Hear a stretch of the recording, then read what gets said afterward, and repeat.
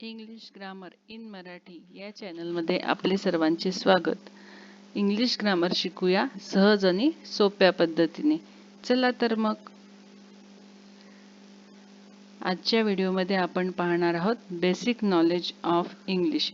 मागच्या व्हिडिओमध्ये यातील अर्धा भाग आपण बघितला. मागच्या व्हिडिओमध्ये एखाद्याशी भेट झाल्यावर त्यानंतर एखाद्याचे अभिनंदन किंवा कौतुक करताना त्यासाठी कोणते शब्द वापरायचे, इंग्रजीमध्ये त्याच्याशी कसं बोलायचं याबाबत आपण माहिती बघितली. या व्हिडिओच्या या भागामध्ये आपण एखाद्याला सदिच्छा देताना, एखाद्याचे आभार मानताना, खेद व्यक्त करताना, उपदेश किंवा मार्गदर्शन करताना इंग्रजीमध्ये आपण कोणते शब्दप्रयोग वापरतो याची माहिती घेऊया. चला तर मग बघा. Some daily and useful words. Some daily आणि युजफुल वर्ड्स म्हणजे आपल्या रोजच्या व्यवहारात, दैनंदिन व्यवहारामधले काही शब्द. एखाद्याला आपल्याला सदिच्छा द्यायच्या आहेत, एखाद्याला एखाद्या गोष्टीसाठी आपल्याला शुभेच्छा द्यायच्या आहे, तर आपण कोणते शब्दप्रयोग वापरतो.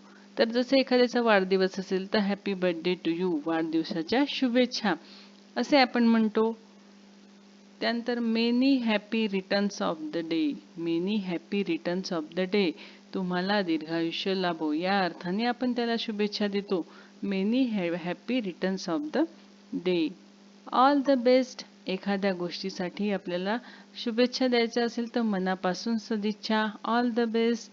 त्यानंतर the best of luck to you. The best of luck to you, एखाद्या गोष्टीसाठी तुला नशिबाची साथ मिळो, तू कष्ट केलेले आहे, तुला नशिबाची साथ मिळो, बेस्ट ऑफ लक अशा अर्थाने the best of luck to you हा शब्दप्रयोग आपण करतो. मे गॉड ब्लेस यू, तर परमेश्वर तुझे भले करू. एखाद्याला आशीर्वाद द्यायचे असतील तर आपण आशीर्वाद रूपी शुभेच्छा द्यायच्या असतील तर मे गॉड ब्लेस यू अशा प्रकारचा शब्दप्रयोग आपण करतो. तर बघा, आपण काही डेली आणि युजफुल वर्ड्स रोजच्या वापरातलेच हे शब्द आहे, पण हे थोडेसे लक्षात ठेवले म्हणजे इंग्रजी बोलताना आपल्याला त्रास होणार नाही. जसं वाढदिवसाच्या शुभेच्छा देताना हॅपी बर्थडे टू यू, एखाद्याला काही कारणासाठी शुभेच्छा देताना many happy returns of the day, एखाद्याला परीक्षेसाठी शुभेच्छा देताना all the best of luck to you, आणि आशीर्वाद देताना मे गॉड ब्लेस यू अशा प्रकारचे शब्दप्रयोग आपण इंग्रजीमध्ये करतो. बघा, आता आपल्याला एखाद्याचे आभार मानायचे आहे, एखाद्याने आपल्यासाठी एखादी गोष्ट केली आहे त्यासाठी त्याचे आभार मानायचे आहे, तर आपण कोणते शब्दप्रयोग वापरतो. तर बघा, थँक्यू, आभारी आहे, थँक्स, धन्यवाद, थँक्स अ लॉट, खूप आभार अशा प्रकारचे एखाद्याचे धन्यवाद, आभार जर मानायचे असेल तर हे शब्दप्रयोग आपण करतो. त्यानंतर अजून हाऊ काइंड ऑफ यू, तुम्ही किती दयाळू आहात, हाऊ काइंड ऑफ यू, तुम्ही किती दयाळू आहात असाही शब्दप्रयोग आपण करतो. म्हणजे एखाद्याच्या मनापासून जर आपल्याला आभार मानायचे असेल तर thank you, thanks, thanks a lot, how kind of you अशा प्रकारचे हे शब्दप्रयोग आपण करत असतो. त्यानंतर आभार स्वीकारताना जर एखाद्याने आपले आभार मानले, आपण एखाद्यासाठी एखादी गोष्ट केली आणि त्यासाठी त्यांनी आपल्याला थँक्यू म्हटलं, नंतर थँक्स अ लॉट म्हटलं, तर त्याला उत्तर कसं द्यायचं. तर त्याला उत्तर आपण 3 प्रकारे देऊ शकतो. बघा, नो मेन्शन प्लीज, म्हणजे त्यात काय एवढं, म्हणजे मी काही विशेष केलं नाही या अर्थाने नो मेन्शन प्लीज. त्यानंतर that's all right. That's all right म्हणजे ठीक आहे, एवढं काही नाही या अर्थाने हा शब्दप्रयोग वापरतो. त्यानंतर you are welcome. You are welcome, आपलं स्वागत आहे, म्हणजे पुन्हा जर अशी काही गरज भासली तर आम्ही तयार आहोत. यू आर वेलकम अशा प्रकारचे शब्द आपण इंग्रजीमध्ये वापरतो. पुन्हा एकदा बघा, आपले जर एखाद्याने आभार मानले तर त्याच्या आभाराचा स्वीकार करताना आपण त्याला काय म्हणतो. तर नो मेन्शन प्लीज, त्यात काय एवढं, दॅट्स ऑल राईट, ठीक आहे, त्यात एवढं काहीच नाही, आणि यू आर वेलकम, जर पुन्हा कधी मदतीची गरज भासली तर आपलं स्वागत आहे अशा प्रकारचे शब्दप्रयोग आपण एखाद्याचे आभार स्वीकारताना करतो. आता बघा, खेद व्यक्त करताना समजा आपल्याकडून एखादी चुकी झाली किंवा एखाद्या गोष्टीसाठी आपल्याला वाईट वाटत आहे, तर मग आपण काय म्हणतो. तर बघा, हा शब्द आपल्या नित्य वापरातला शब्द आहे सॉरी. सॉरी हा शब्द आपण म्हणतो. त्याचप्रमाणे व्हेरी सॉरी, खरंच खूप खूप क्षमा करा, माफ करा, माझं खूप चुकलं. आणि सो सॉरी, सॉरी माफ करा. अशा प्रकारचे शब्दप्रयोग आपण खेद व्यक्त करताना करत असतो. Sorry, very sorry, so sorry.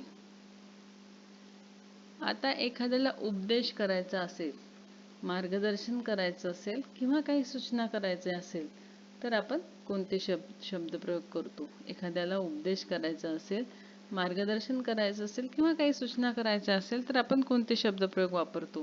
पहा, ओबे युअर पॅरेंट्स म्हणजे आई वडिलांची आज्ञा पाळा. ओबे युअर पेरेंट्स, आई वडिलांची आज्ञा पाळा. याच्यामध्ये उपदेश केलेला आहे की तुम्ही तुमच्या आई वडिलांची आज्ञा पाळा. त्यानंतर स्पीक पोलाइटली, स्पीक पोलाइटली, नम्रपणे बोला. याचा अर्थ डू नॉट स्पीक, उद्धटपणे बोलू नका. स्पीक पोलाइटली, नम्रपणे बोला. त्यानंतर स्पीक द ट्रूथ, खरे बोला. स्पीक द ट्रूथ, खरे बोला. त्यानंतर डोंट वरी, काळजी करू नका. डोंट वरी, काळजी करू नका. याच्यामध्ये एक प्रकारचं मार्गदर्शन केलेलं आहे, सूचना केलेली आहे की काळजी करू नका, कोणत्याच गोष्टीची काळजी करू नका. डोंट वरी. त्यानंतर डोंट फेअर, कशालाच भिवू नका. डोंट फेअर, कशालाच भिवू नका.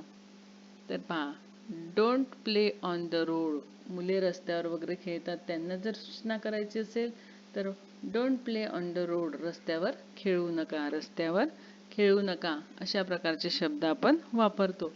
त्याचप्रमाणे स्टँड इन अ क्यू, एखाद्या ठिकाणी जर आपल्याला गर्दी असेल आणि एखाद्या गोष्टीसाठी आपल्याला रांग लावायची असेल, समजा रेल्वेचं तिकीट आहे काही, तर अशा ठिकाणी आपल्याला सूचना करायची असेल तर स्टँड इन अ क्यू, रांगेत उभे राहा. अशा प्रकारची आपण सूचना करू शकतो. तर पुन्हा एकदा बघा, आपण उपदेश, मार्गदर्शन व सूचना करताना कोणते शब्दप्रयोग करतो पहा. ओबे युअर पेरेंट्स, आई वडिलांची आज्ञा पाळा. स्पीक पोलाइटली, नम्रपणे बोला. स्पीक द ट्रूथ, खरे बोला. त्यानंतर सूचना देताना, मार्गदर्शन करताना डोंट वरी, काळजी करू नका. डोंट फिअर, भिवू नका. Don't play on the ground, रस्त्यावर खेळू नका. स्टँड इन अ क्यू, रांगेत उभे राहा. अशा प्रकारचे शब्दप्रयोग आपण करतो. तर बघा, हे असे छोटे छोटे शब्दप्रयोग आपण लक्षात ठेवले आणि त्यांचा जर आपल्या रोजच्या इंग्रजीमध्ये, तर रोजच्या डेली यूजमध्ये आपण जर यांचा वापर केला तर आपलं इंग्रजी हे अधिकाधिक पक्कं होईल. तर व्याकरणाचे असेच नवनवीन व्हिडिओ पाहण्यासाठी व्हिडिओला लाईक करा, शेअर करा, सबस्क्राईब करा. धन्यवाद.